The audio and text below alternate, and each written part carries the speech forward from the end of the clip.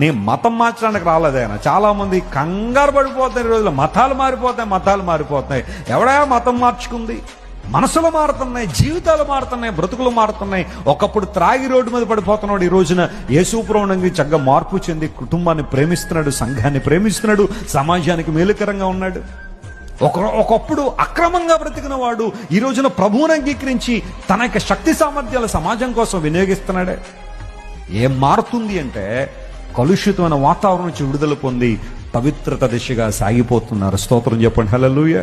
ఆచారాలు మారుస్తారు, సాంప్రదాయాలు మారుస్తారు, మా దేశాన్ని పాడు చేస్తున్నారు, మీరు మతం మారుస్తున్నారు అన్నాడు ఆయన.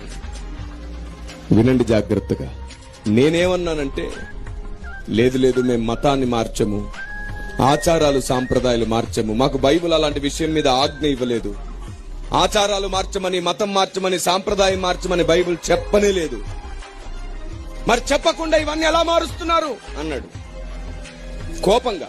అప్పుడు నేను అన్నాను, ఇప్పటి వరకు ఏ మతం ద్వారా గాని, ఏ రాజకీయ పార్టీ ద్వారా గాని, ఏ సేవా సంస్థ ద్వారా గాని, ఏ పోలీస్ వ్యవస్థ ద్వారా గాని ఇంతవరకు తాగుబోతులు మారలేదు, నరహంతకులు మారలేదు, శాడిస్టులు మారలేదు, పేకాటగాళ్లు మారలేదు, మంత్రగాళ్లు మారలేదు.